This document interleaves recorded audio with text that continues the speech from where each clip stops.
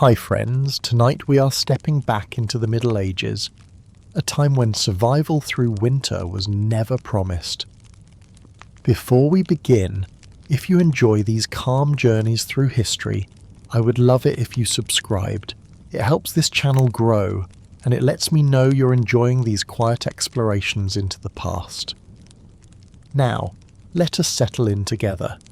Close your eyes if you like, and imagine what it was like for a medieval peasant to face the coldest months of the year.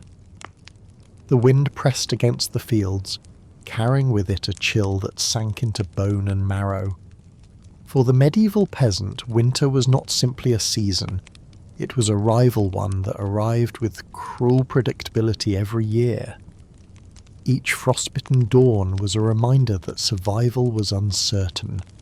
Each nightfall brought hunger, fatigue, and the quiet fear that the fire might go out before morning.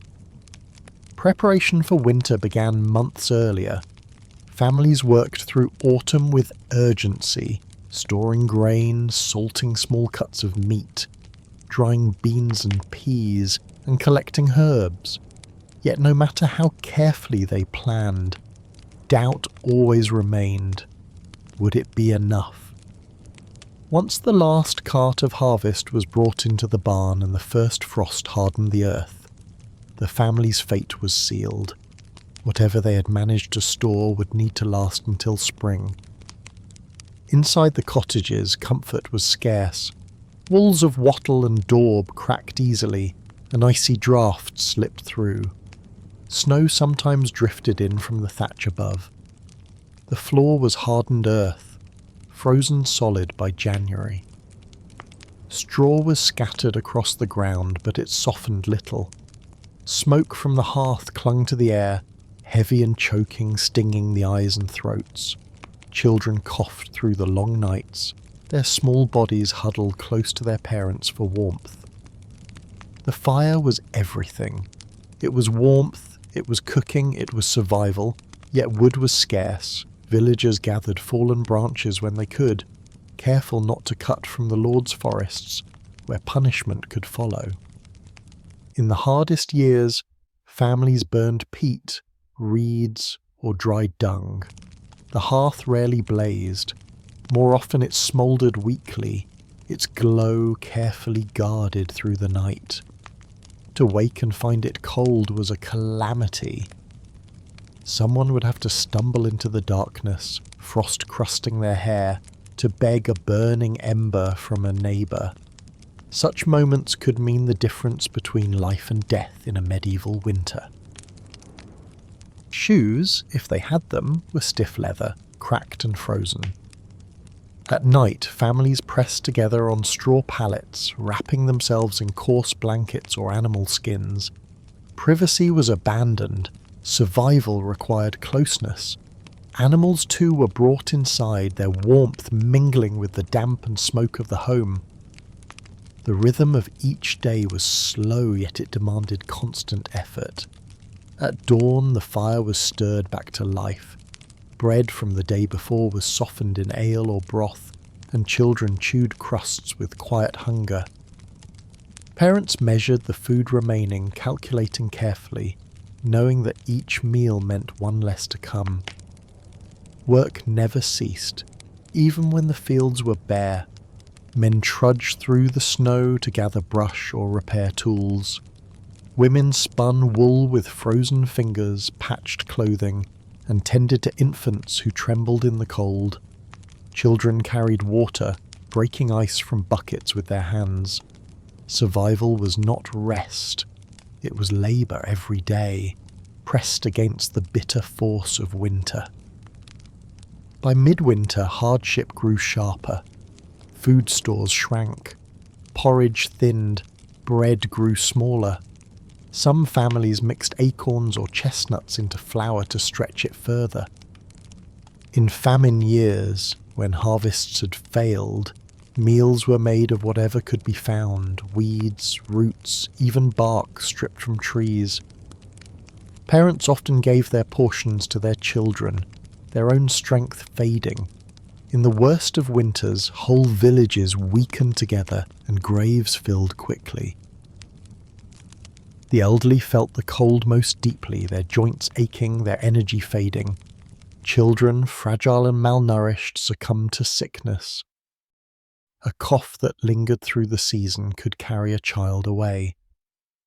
Death was a constant presence, one that families endured with heavy hearts, even as they clung to hope that spring would come soon enough. The nights were long, stretching endlessly in the darkness. Candles were precious and burned sparingly, so families sat by the faint light of the fire, telling stories, murmuring prayers, or falling silent as the cold pressed in.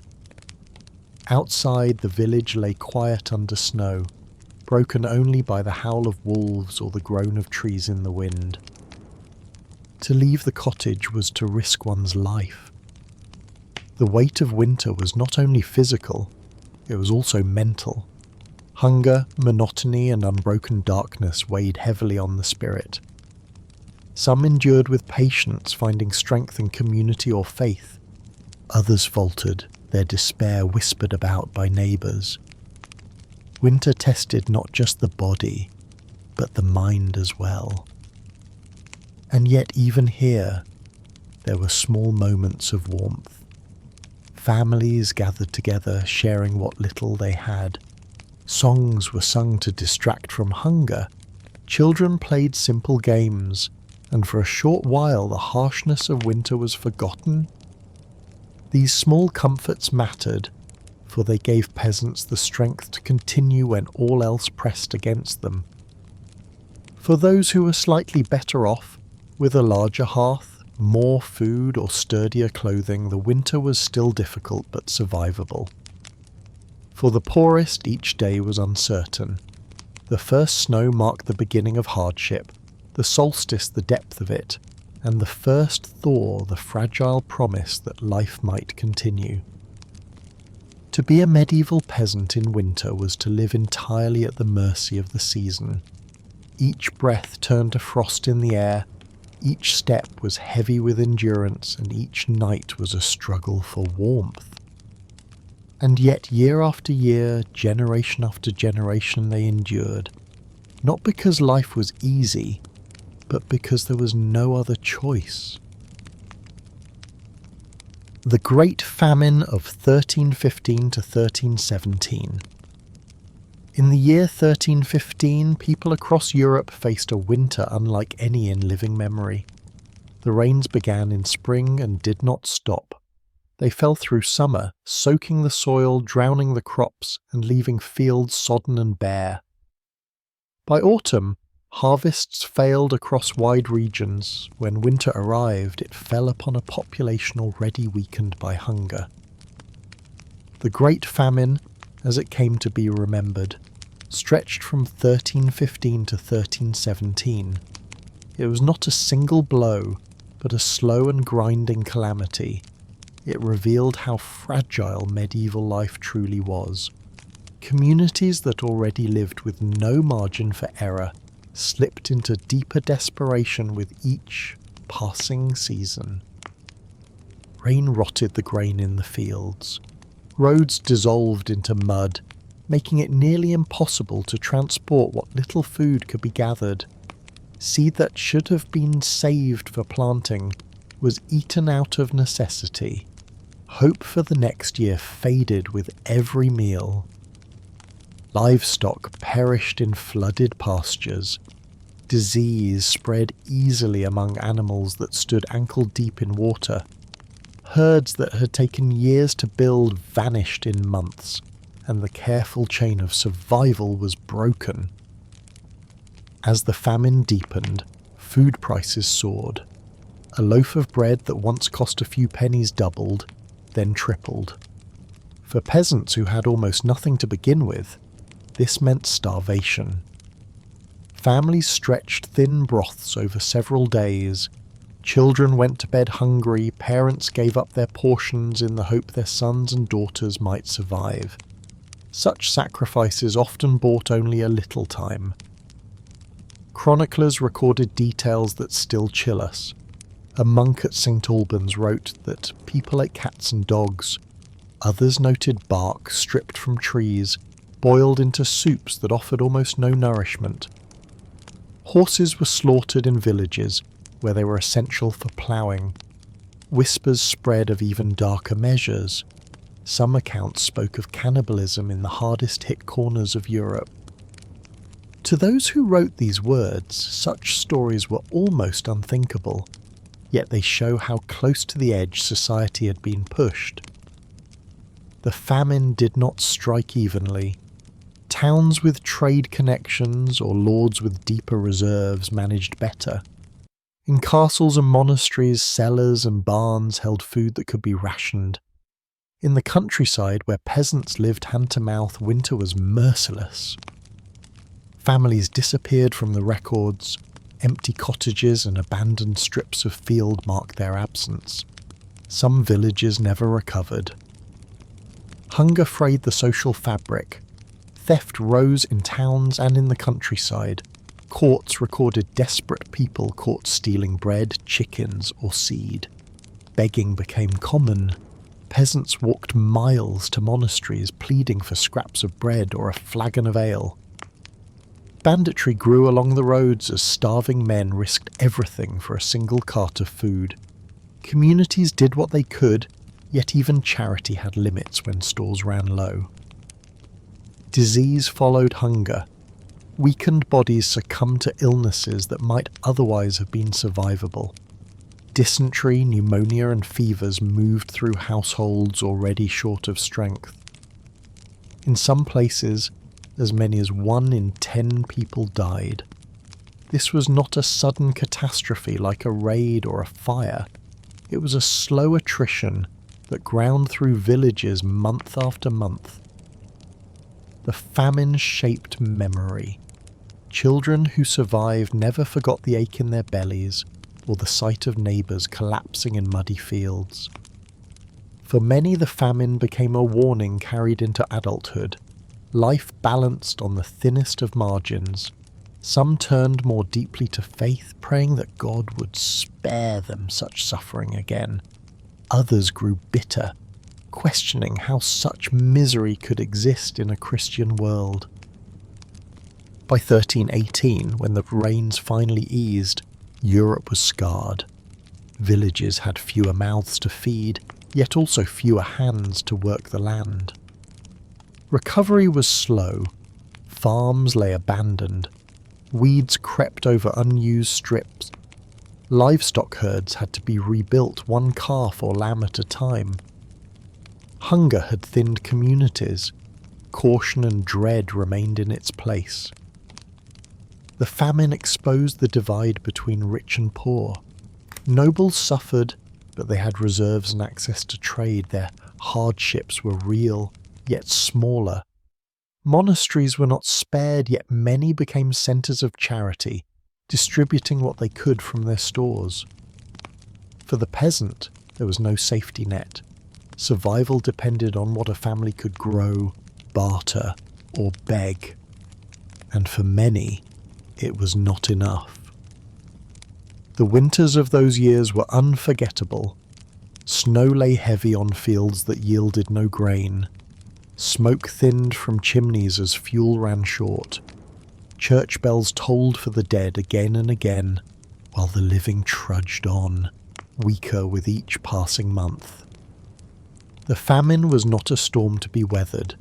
It was a weight pressing down season after season, until life itself felt uncertain. Even so, resilience endured. Neighbours shared scraps when they could. Families bound themselves tightly together. Villages survived in whatever ways were possible. The famine left scars, yet it also left lessons. Communities stored seed more carefully. They managed livestock with greater caution. They relied on one another when hardship returned. The Great Famine of 1315 to 1317 stands as one of the darkest chapters of the Middle Ages, not for its suddenness, but for its relentlessness. It was not quick, but unending, not dramatic, but suffocating. It showed how thin the line could be between survival and ruin. When the skies cleared and the earth dried enough to bear grain again, life resumed. Those who survived carried the memory of hunger and the knowledge that endurance was their greatest strength. For the medieval peasant, the famine was not only a story of loss, it was a story of survival, a quiet testament to the will to endure, even against the cruelest of winters. Chapter 3: Archaeological Evidence of Winter Survival. If written chronicles tell us the broad story of famine and survival, archaeology whispers the details. The soil, the hearths, and the fragments left behind preserve memories that words cannot capture. They offer glimpses into the ordinary struggles of ordinary people who endured winter with whatever means they had. Excavations across Europe have revealed the remains of cottages where families once huddled against the cold. Floors of packed earth, darkened by the layers of ash and soot, show that fires burned constantly but faintly. Smoke stains mark the walls and rafters, proof that chimneys were rare. Most filled the living space, stinging eyes and lungs, yet it also preserved timbers from rot. Some hearths were shallow stone-lined pits, others were raised platforms, but none gave the warmth we might imagine. They were survival tools, not sources of comfort. Animal remains tell another part of the story. Sheep and goat bones have been found scattered across household floors, sometimes mixed with human refuse. Cut marks reveal butchering done in haste, often on animals slaughtered too young. Layers of dung in the soil show that livestock were kept indoors, their body heat mingling with the smoke and dampness. A cottage was not simply a home, but a shared shelter where humans and animals endured the cold together. Textiles also leave faint traces. In damp soils, wool fibres survive, twisted into thread or clumped into worn scraps. These fibres are coarse, suggesting that clothing was heavy and rough.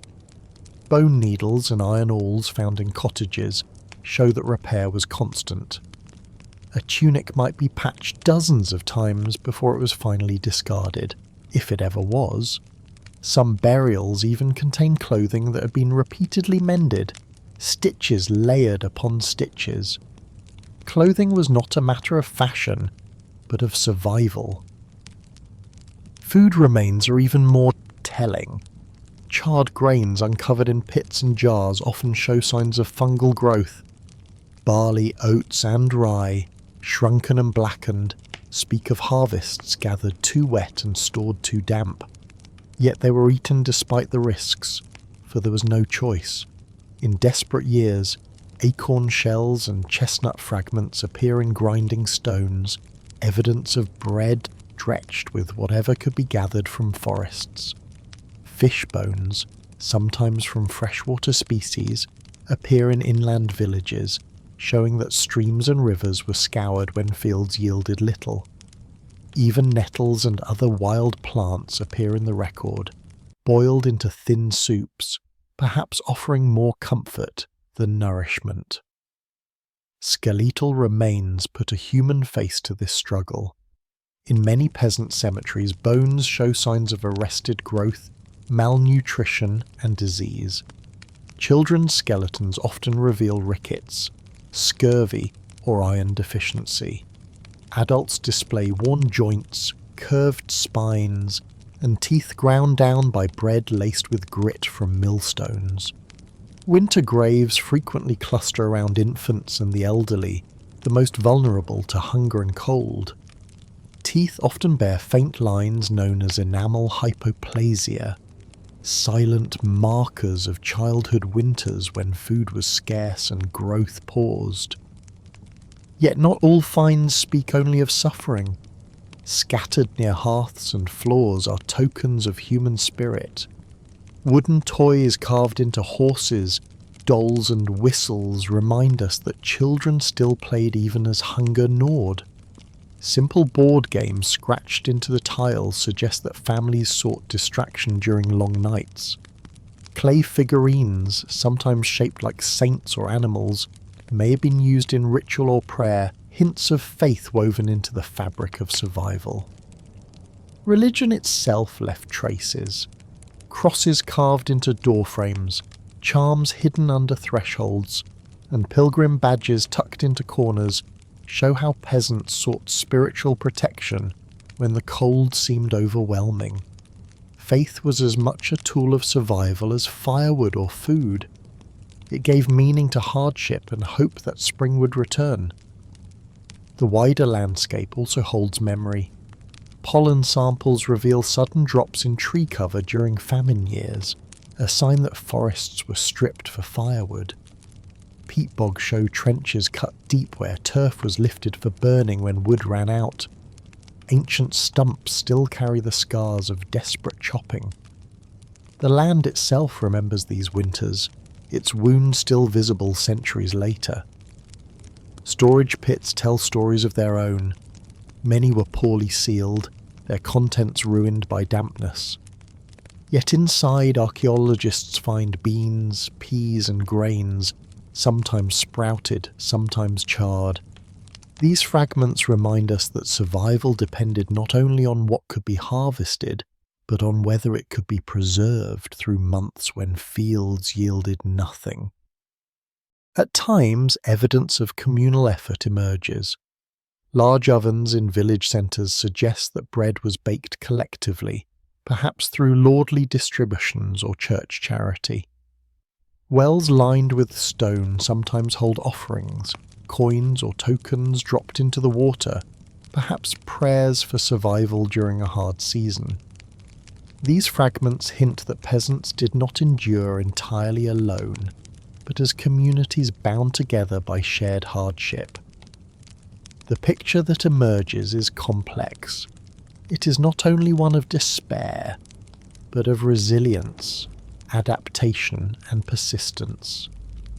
Every patched tunic, every smoke-stained roof, every charred kernel of grain is a record of choices made to endure.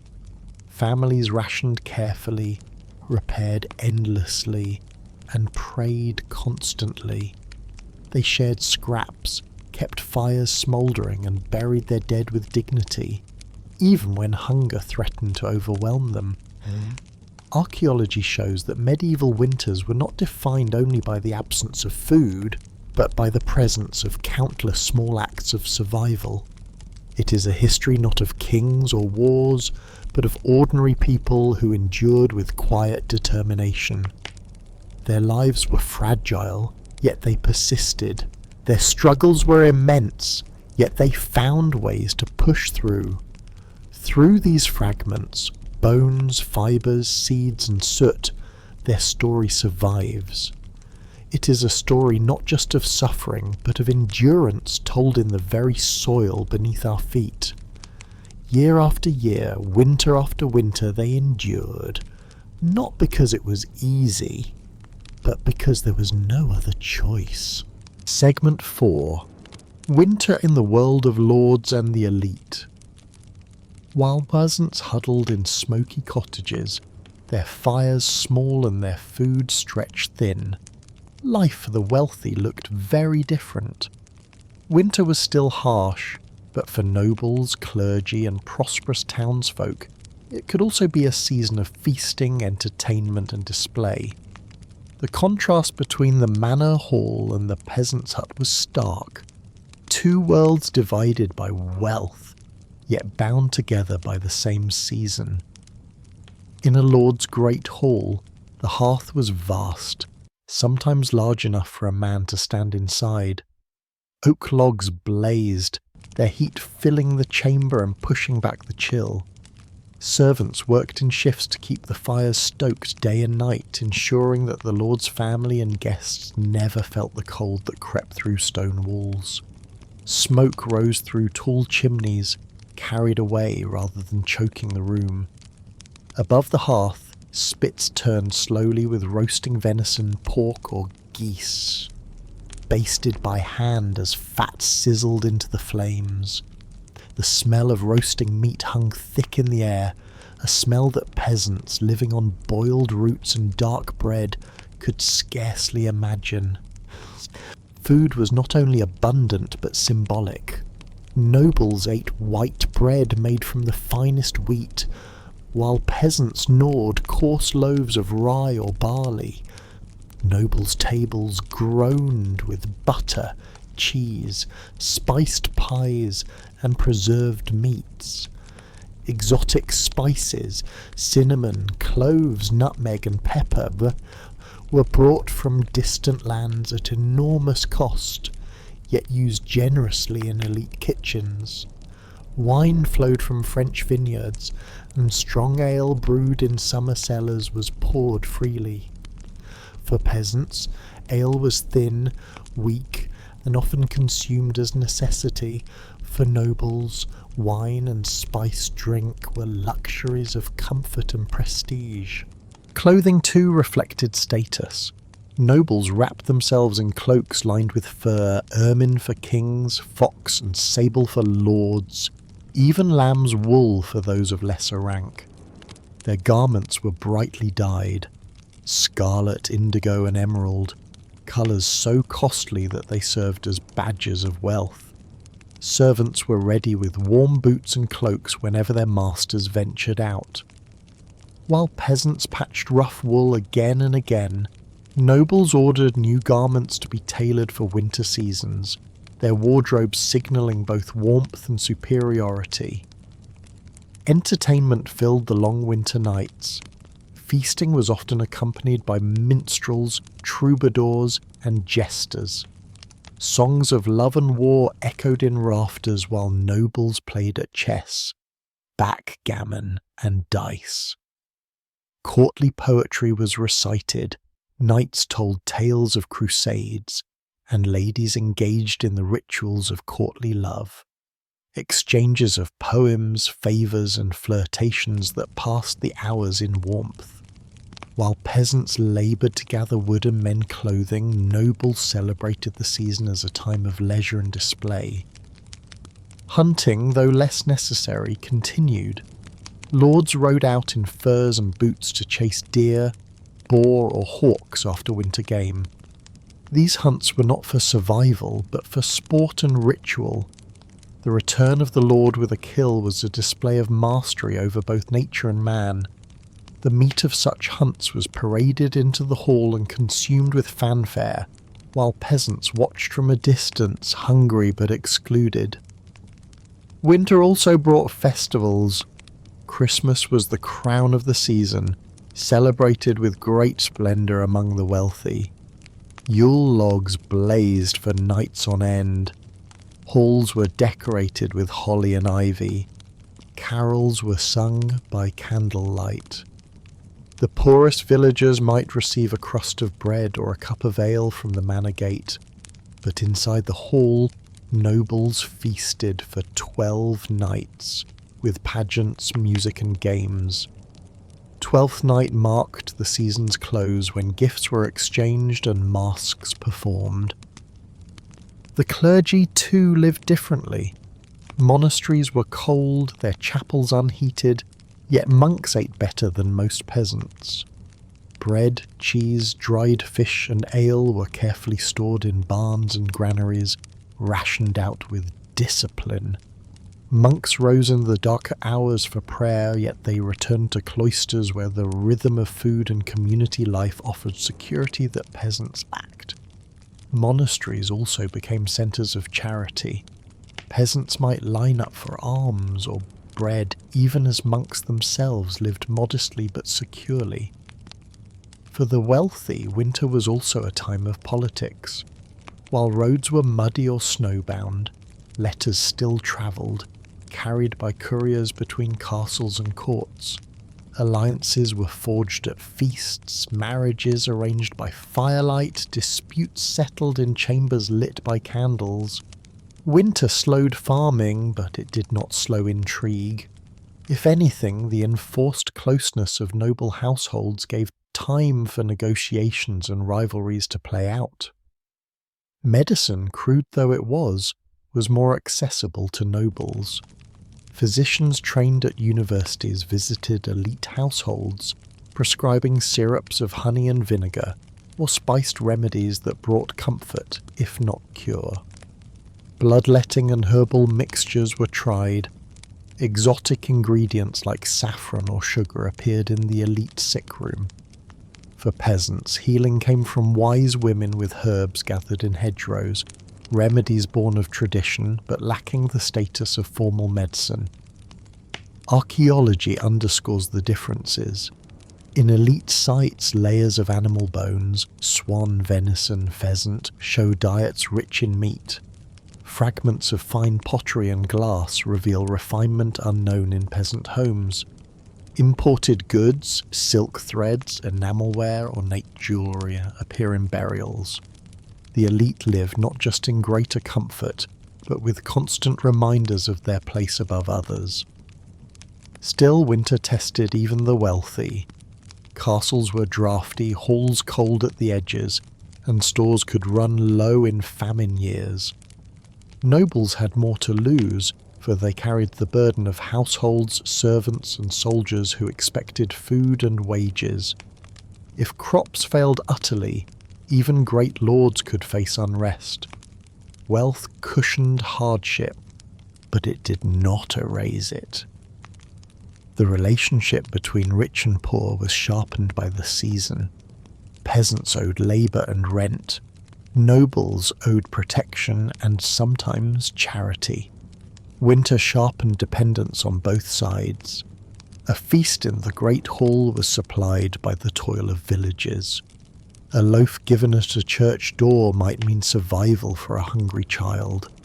For all their wealth, the nobility were bound to their peasants, just as peasants were bound to them. The contrast, then, is one of worlds apart. For peasants, winter was survival. Fires tended carefully, food rationed by the mouthful.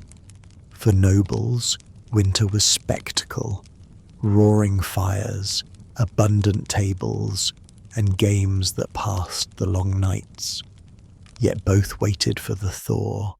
Both longed for spring, and both knew that winter tested the body and spirit alike.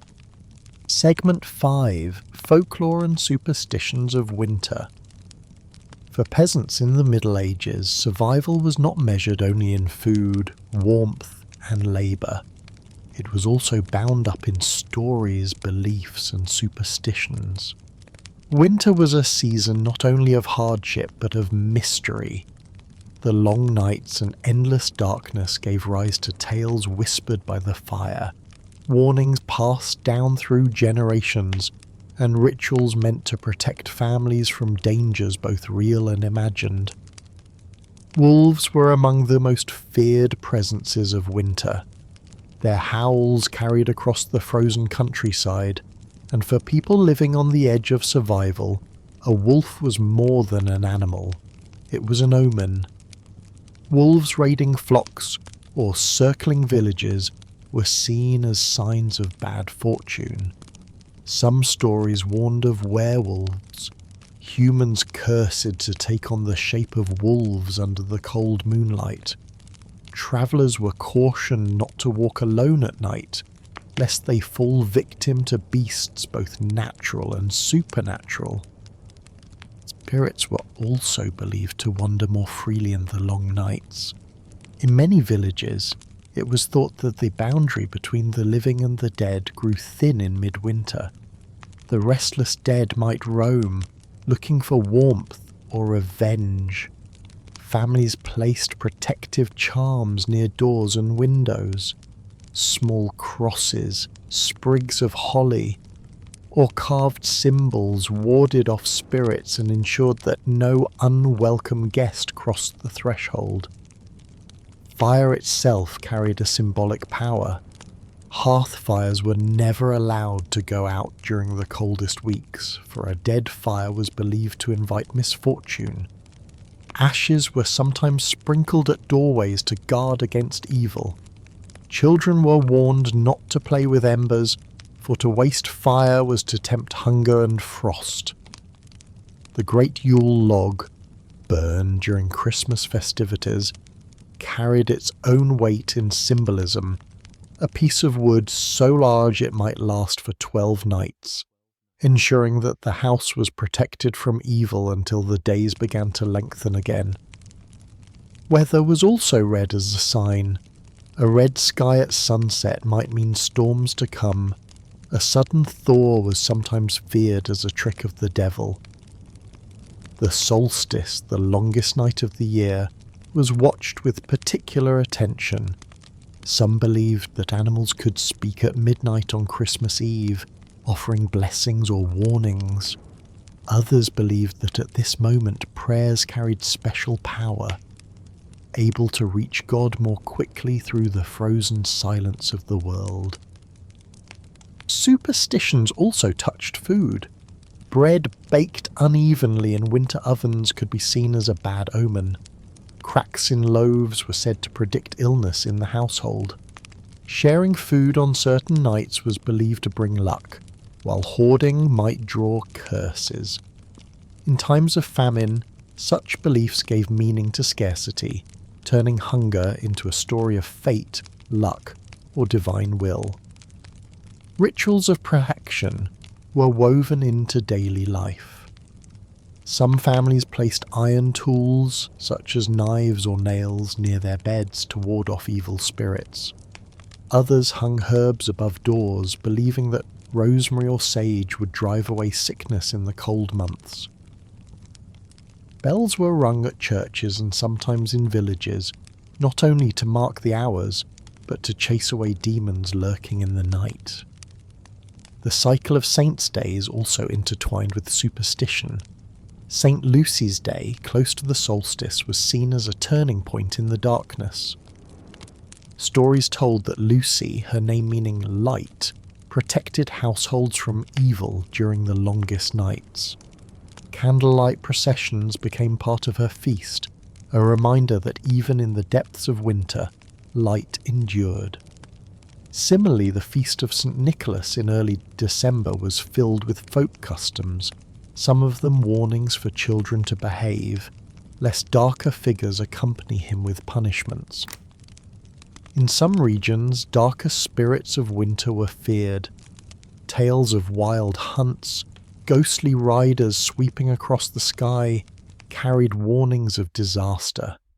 To hear their passage was to know misfortune was near. Others spoke of household spirits, some helpful, some mischievous, who might steal food or cause illness if not properly respected. A bowl of milk, a scrap of bread, or a whispered prayer might keep them appeased through the long cold months. Even death was coloured by superstition in winter. Sudden illness or lingering coughs were often explained not only as sickness, but as the work of spirits or curses. Funerals held in the frozen earth were accompanied by rituals to ensure the dead rested quietly and would not trouble the living. These beliefs were not mere stories for entertainment. They shaped how peasants saw the world, gave explanations for suffering, and offered comfort when reason could not. In the silence of the dark, when wolves howled and hunger pressed close, folklore gave meaning, and superstition gave hope. And though these tales were often whispered in fear, they were also told with a sense of wonder. They filled long evenings with stories that bound families together, drew children close to the fire, and kept imaginations alive when the outside world seemed frozen still. In this way, folklore and superstition were another tool of survival, not of the body, but of the sound spirit. Segment 6. Winter and Faith. For medieval peasants, faith was not an optional comfort. It was the centre of life. In the depth of winter, when nights grew long, food stores dwindled, and illness spread in the cold, the church became a lifeline. It offered more than prayers. It offered rhythm, ritual, and a sense of purpose when the world outside seemed hostile. The Christian calendar shaped every month, and in winter its cycle was especially powerful. Advent began in the weeks before Christmas. a season of waiting, fasting and preparing. For peasants, the hunger of Advent was not so different from the hunger of daily life, but now it was framed as holy discipline. Villagers gathered in small draughty churches, their breath clouding in the air as candles flickered on stone altars.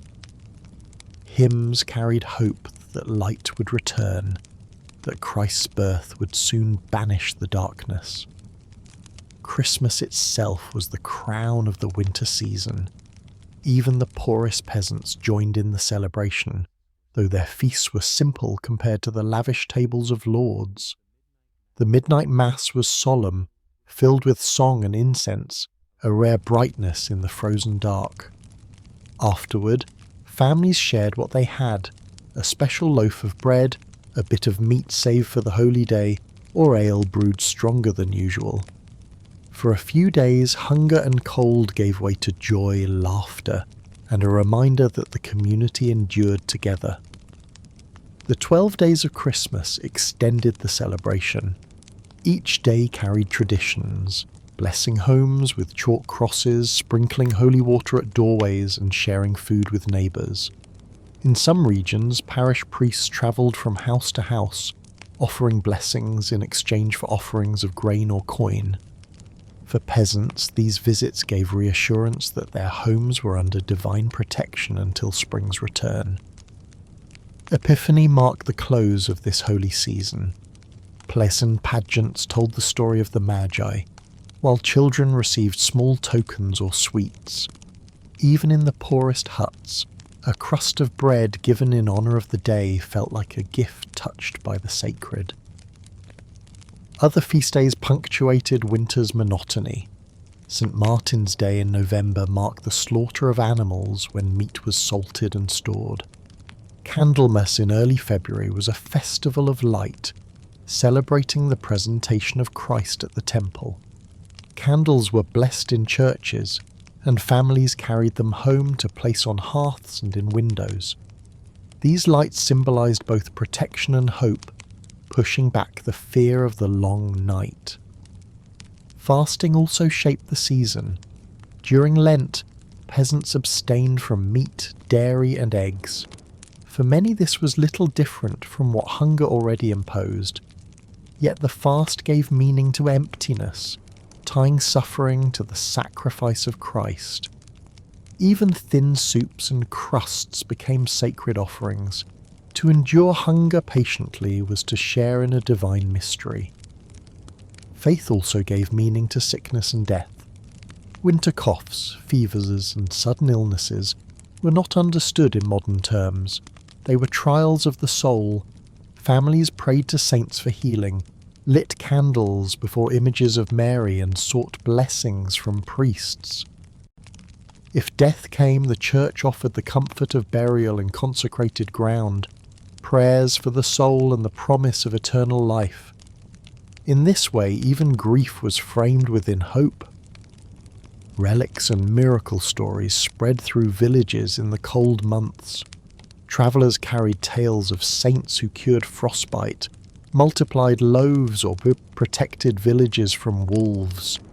Relics, or a fragment of bone, a vial of oil or a scrap of cloth, were believed to hold holy power. Pilgrims sometimes braved icy roads to visit shrines, praying for protection before the winter ended. Monks and nuns lived their own winter faith. They rose at night to chant prayers in unheated chapels, their voices echoing in the dark. They copied manuscripts by candlelight, fingers numb, ink stiff in frozen pots. Yet they believed their endurance was holy, each discomfort an offering to God. Monasteries stored food in vast barns, distributing charity to the poor and becoming symbols of security when famine struck. Faith also provided defences against unseen fears. Folklore spoke of wolves and merits, but the church countered with blessings and exorcisms. Bells rang to drive away storms or demons. Holy water sprinkled fields, barns and animals. Processions carried icons through villages to ensure protection. Ritual transformed fear into action, giving people a way to face what they could not control. Above all, faith gave rhythm and hope. It broke the endless monotony of winter, turned hunger into sacrifice and gave death a meaning beyond loss. Each feast day was a pause, each fast a discipline, each prayer a reminder that spring would come, both in the fields and in the soul. To live through winter was to live with faith close at hand. Without it, hunger was only hunger, cold only cold, and death only silence. With it, every hardship became part of a greater story. Each fire lit in the darkness was not just survival, it was a symbol of divine light that could never be extinguished. Segment 7. Community and Resilience. In the frozen silence of winter, when hunger pressed close and darkness stretched long, survival often depended not only on food or fire, but on the bonds of community. Medieval peasants knew that no household endured winter entirely alone. Kinship, neighbourly duty and shared tradition wove a fabric of resilience that helped villages weather the hardest months. Winter was a time of gathering. Families who might labour apart in the fields during summer now spent long hours together. Storytelling became central. Elders recounted tales of saints, heroes, and distant lands. Children listened wide-eyed. Their imaginations warmed even as their hands were cold. These stories were not only entertainment, they were a form of inheritance, passing down values, warnings, and hope. In the quiet of winter they became the village's library, carried not on parchment but in memory. Neighbours too relied on one another. Tools were borrowed, food shared, and labour exchanged. A family with more firewood might share with one who had less. A household with strong hunters might trade meat for wool or bread. This reciprocity created fragile but vital networks of survival. In famine years, such exchanges could mean the difference between life and death. To refuse to share was to risk being remembered, and perhaps resented long after winter ended. Winter also became a season of communal rituals. Weddings, often delayed until after harvest, were sometimes celebrated in the colder months. Though feasts were modest, they brought joy to the village, a reminder that life continued even in hardship. Baptisms too were common, the church welcoming new life into a season of dormancy, as if to promise that renewal would follow the frost. These gatherings were not simply private events, they reaffirmed the bonds of the entire village. Death was never far, and funerals in the snow were stark reminders of mortality. Yet even these gatherings strengthened community ties. Villagers came together to dig frozen ground, to sing psalms, to share the burden of grief. Mourning was communal, as was resilience. In shared sorrow, bonds deepened, and hope was renewed through the rituals of faith. Festivities provided moments of brightness. Carnival, celebrated before Lent, broke through the bleakness with laughter, masks, and dancing. Even peasants who had little food made merry with what they had. Songs echoed through villages, mocking the cold, defying hunger with joy. For a few hours, hardship was forgotten and unity was remembered. In some places, simple plays or mummers' performances brought humour into the darkest nights, reminding all that laughter was itself an act of defiance. Music was another form of resilience. Simple flutes carved from wood, drums beaten with bare hands, or fiddles strung with gut turned cottages into halls of warmth. Villagers sang ballads of lost love, saints' miracles, or comic tales of greedy neighbours. Singing together not only passed the time, It stitched hearts together. Each voice, no matter how rough, added to the harmony of survival. Games too offered relief. Children slid across frozen ponds or rolled snow into shapes while adults played dice or board games like tables, the ancestor of backgammon. These amusements were simple, but they mattered. They reminded people that life was more than endurance, that joy could be found even in the coldest days. Hospitality was another virtue sharpened by winter. Guests were welcomed not only with warmth, but with the best a household could spare. To offer bread or a seat near the fire was more than kindness.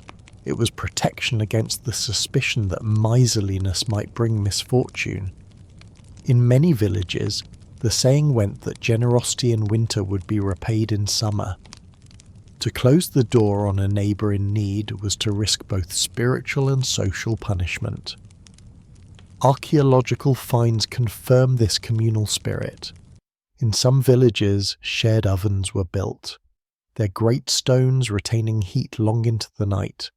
Families gathered to bake loaves side by side, conserving firewood and strengthening fellowship. Communal mills ground grain. Communal barns stored harvest.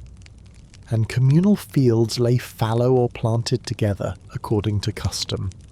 Winter was endured not only through individual labour, but through collective effort. At night, when fires burned low, neighbours gathered to share stories, games and song. Simple instruments, a pipe, a drum or a fiddle, turned huts into halls of warmth. Laughter pushed back despair even when stomachs were empty. These moments of joy were not luxuries. They were necessities, for they reminded peasants that survival was more than endurance, it was endurance together. The memory of winter resilience was carried forward in folklore. Villages remembered which families had shared food, who had helped dig graves, who had kept faith with their neighbours. These stories shaped reputation and trust for years to come. To be remembered as generous in winter was to be honoured. To be recalled as selfish was to risk isolation in seasons ahead. And when spring returned, the memory of winter's unity lingered. The village that endured together entered the planting season with bonds renewed. Resilience was not only measured in crops or livestock, but in the ties of family and neighbour, in the knowledge that one was never entirely alone. In this way, winter shaped not only hardship but solidarity. It reminded peasants that community was their strongest fire and resilience their brightest light. Segment 8. The Rhythm of the Seasons. Winter did not exist in isolation. For medieval peasants, it was part of a greater rhythm. The turning of the year, the unbroken cycle of seed time and harvest, of hunger and abundance, of darkness and light. To understand how they endured the winter, we must see it as one movement in a song that played endlessly across generations. Spring was the promise. When the frost gave way and the earth softened, seeds were pressed into the soil. Hope lay buried with them, prayers rising with every furrow. Families that had survived the winter looked to the fields with anticipation, knowing that a good harvest meant security, while failure meant another year of hunger. The return of green shoots was not just agricultural, it was spiritual, a visible sign that life continued. Summer was the labour, long days in the fields, sweat under the sun, and endless work to coax grain from the earth. Peasants cut hay, gathered herbs, and tended animals, storing up the strength that would be needed when the cycle turned again. The memory of winter's cold fueled their toil. Each sheaf bound and each barrel filled was a defence against the hunger that would return. Autumn was the reckoning.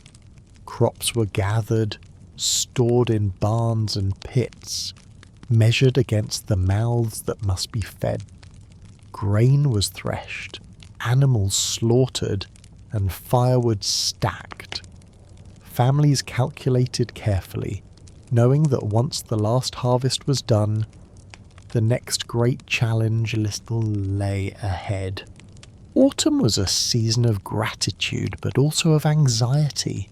How much had been gathered? Would it be enough? And then winter returned.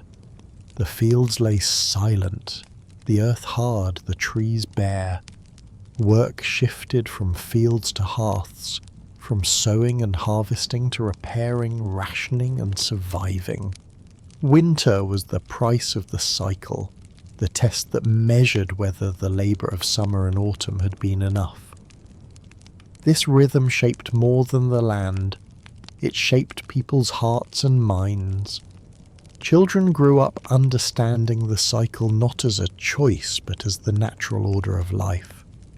Hunger in winter was not an exception, it was expected. The relief of spring was all the sweeter because of the cold that came before it. Faith itself was tied to this rhythm. Resurrection mirrored in the thaw, death reflected in the frost, endurance sanctified in the turning of the year. Nobles too lived by this cycle, though cushioned by wealth. Their stores were greater, their barns fuller, their halls warmer. Yet even they looked anxiously to the harvest, for without it rents went unpaid, villages emptied, and power weakened. Lords depended on peasants just as peasants depended on the land. The cycle bound all together, rich and poor, in a shared fate. The memory of winters past guided choices for winters ahead. Families remembered which years had been lean, which barns had stood empty, which neighbours had shared or withheld. These memories shaped not only survival, but culture itself. The songs sung at harvest, the prayers whispered at planting, the stories told by firesides. The rhythm of the seasons was written into their very way of seeing the world. To us, with our stores and markets, winter can feel like an inconvenience. To them, it was the heart of the cycle, the silence that gave meaning to labour, the darkness that made spring's light so bright. Without winter, there was no measure of endurance, no reminder of dependence, no reason for gratitude when the thaw arrived. And so they endured year after year, generation after generation. The cycle never ended, only repeated. Each winter both familiar and uniquely harsh. It was not simply a season, but a teacher, a stern one, but one that gave lessons in patience, humility and hope. Winter reminded peasants that they were part of something larger. The land, the village, the faith, and the turning of time itself. It bound them to one another, to their ancestors, and to their children yet unborn. And in that rhythm, they found not only survival, but meaning. Chapter 9. Epilogue. The Quiet of Winter Nights. As we close our journey through the medieval winter, let us linger in its quiet. The snow has fallen, the fires burn low, and the world holds its breath beneath a blanket of white. There is no urgency here, no labour of field or harvest, only stillness, only the steady rhythm of time moving forward, one heartbeat, one breath at a time. Picture a small cottage, roof heavy with snow, smoke curling lazily into the sky. Inside, the air is thick with the smell of wood smoke and wool. The fire glows faintly, casting shadows on rough walls. A family rests close together, their breathing soft, their movements slow. Each sound is hushed, The creak of timbers, the shifting of straw, the gentle crackle of embers. Outside, the wind sighs through trees, carrying with it the faint cry of distant wolves. Move now to the village as a whole. The lanes are quiet, footprints already softened by a fresh snow. Doors are barred, shutters closed, yet thin trails of smoke mark every home where life continues. From one cottage, the murmur of a lullaby drifts out. From another, a faint prayer whispered against the dark. The entire village rests, not in comfort, but in togetherness. Beyond the fields, the castle stands firm. Stone walls rise against the night, torches glowing faintly in high windows. Guards pace the walls, stamping their feet against the cold. Within, nobles lie beneath heavy blankets, warmed by fires in vast hearths. They dream of feasts past and spring to come. Even here, wealth cannot chase away the stillness of winter. Even here, the season commands silence. In the monastery, monks gather in their chapel, chanting softly into the darkness. The stone floor is cold beneath their feet, their breath rising in pale clouds as voices mingle. They pray not only for themselves, but for the world beyond, for peasants and nobles, for the hungry and the weary, for strangers they will never meet. Their prayers echo against the stones, lingering long after the chant has ended. And far beyond, in the forests, in the hills, across rivers and mountains, the same silence lies heavy. Trees groan under the weight of ice. Streams run sluggish beneath their frozen skins. Animals curl deep into dens. The earth itself seems to sleep, gathering strength for the seasons to come. Time, too, feels slower. Nights stretch long, days retreat. Hours blur into one another, until only the cycle of fire and shadow marks the passage. Yet within this stillness lies meaning. Winter is not only a season of hardship, it is also a season of reflection, a season of memory, a season of hope. For every peasant, every noble, every monk, the lessons of winter were the same: patience, humility, endurance. Winter asked them to accept what could not be changed, to bear what must be borne, and to trust in the rhythm of the earth. It was not easy, but it was necessary, and in surviving, they became part of something larger than themselves, the unbroken chain of generations who endured before and who endured after. So as you rest now, imagine that rhythm, the slow turning of the year, the endless cycle of frost and thaw, of hunger and feast, of silence and song. Winter gives way to spring, spring to summer, summer to autumn, and autumn to winter again. The wheel turns always, and has turned for centuries. Let your mind walk once more through that winter village. See the glow of firelight through shuttered windows. Hear the faint crackle of wood, the sigh of sleeping children, the quiet breath of animals in the straw. Feel the weight of blankets, the softness of wool, the warmth of closeness. The world outside may be cold, but inside there is safety. Inside there is rest. And as the night deepens, let it carry you with it. The peasants of the past have already closed their eyes. The nobles in their halls dream, the monks in their cloisters sing softly, their chants fading into silence. All of them wait for the thaw, just as you. Winter passes, spring returns, light always follows dark. In every generation this has been true. In every generation it has been endured. So sleep well, friends. Rest in the quiet of the winter night. The fire burns, the snow falls, and the year turns once more.